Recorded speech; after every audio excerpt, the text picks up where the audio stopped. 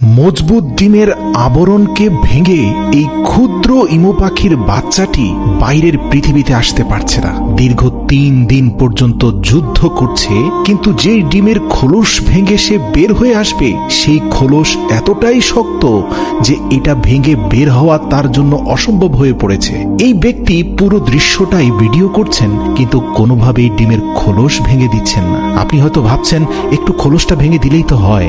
না ভাই, এই শক্ত মজবুত খোলস যেই বাচ্চা ভেঙে বের হতে পারবে সেই বাইরের পৃথিবীর সাথে যুদ্ধ করে টিকে থাকতে পারবে। এটাই হচ্ছে পৃথিবীতে আসার পথে তার সর্বপ্রথম টেস্ট।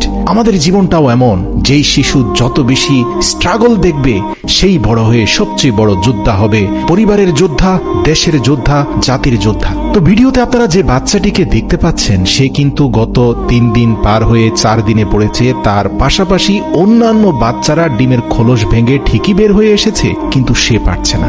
ধৈর্য হারাননি এই খামারি। মুখটাকে কাছে নিয়ে তিনি অক্সিজেন দেওয়ার চেষ্টা করছেন, গরম বাতাস দেওয়ার চেষ্টা করছেন যাতে সে ভেতরে বেঁচে থাকে। কিন্তু তাই বলে পৃথিবীতে আসার সবচেয়ে বড় যে পরীক্ষা, সেই খোলস ভেঙে দেওয়ার কাজটা তিনি করছেন না। এটাই আপনাকে করতে হবে। আপনার সন্তানকে যুদ্ধ করা শেখাতে হবে, আপনার সন্তানকে যুদ্ধের জন্য প্রস্তুত করতে হবে, কিন্তু সন্তানের যুদ্ধ নিজের ঘাড়ে উঠিয়ে নেবেন না। এতে আপনার সন্তান দুর্বল হয়ে যাবে, সেলফ ডিপেন্ডেন্ট না হয়ে আপনার উপর নির্ভরশীল হয়ে উঠবে। একবার ভাবুন, যখন আপনি থাকবেন না এই সন্তান কত সংকটে পড়বে। প্রিয় দর্শক, আমি অনুরোধ করব এই ভিডিওটা শেষ পর্যন্ত দেখুন, কারণ এই ইমু পাখিটির ঘটনা আমার আপনার জীবনের সাথে ওতপ্রোতভাবে জড়িয়ে আছে।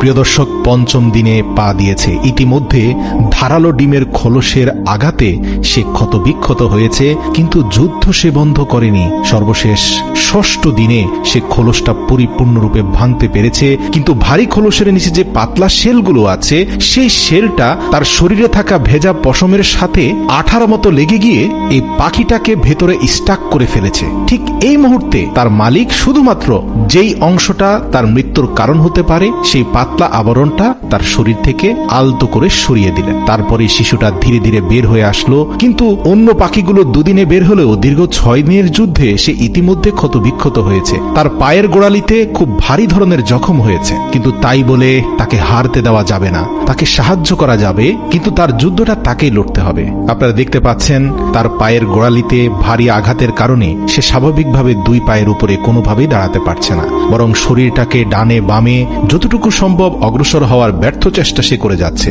এই ছোট ইমু পাখির বাচ্চাটিকে যতটুকু সম্ভব তার মালিক সাপোর্ট দিয়ে যাচ্ছেন যেন সে নিজের পায়ে দাঁড়াতে পারে। তার মালিক দীর্ঘ 1 সপ্তাহ অপেক্ষা করেছেন, কিন্তু দেখতে পাচ্ছেন কোনোভাবে সে তার 2টি লম্বা পাওকে সমান্তরালভাবে রাখতে পারছে না। তাই তিনি খুব কায়দা করে একটা রাবার স্ট্রিপের কাপড় তার 2 পায়ের মধ্যখানে টানা বা সাপোর্ট হিসাবে লাগিয়ে দিলেন, যাতে 2টি পা একটা থেকে আরেকটা সমান্তরালভাবে থাকে, সে তার বোর্ডের স্ট্রেংথ খুঁজে পায়। তো এই সাপোর্ট দিয়েও দীর্ঘ 3 দিন প্রচেষ্টার পরেও সে সোজা হয়ে দাঁড়াতে পারেনি। তাই তিনি একটা আপার সাপোর্ট আর একটা লোয়ার সাপোর্ট দিয়ে সে ইমু পাখির বাচ্চাটিকে নিজের পায়ে দাঁড়ানোর জন্য সহযোগিতা করতে লাগলেন। এমনকি ছোট ছোট রাবার ব্যান্ডও তিনি লাগালেন। অর্থাৎ এখানে সর্বোচ্চ চেষ্টা করা হচ্ছে এই ছোট্ট পাখিটাকে নিজের পায়ে দাঁড়াতে সাহায্য করার জন্য। এই সকল সাপোর্টের বিনিময়ে যে সে তাৎক্ষণিক দাঁড়িয়ে গেছে ব্যাপারটা তা নয়, তাকে আরো কয়েকটি সপ্তাহ স্ট্রাগল করতে হয়েছে।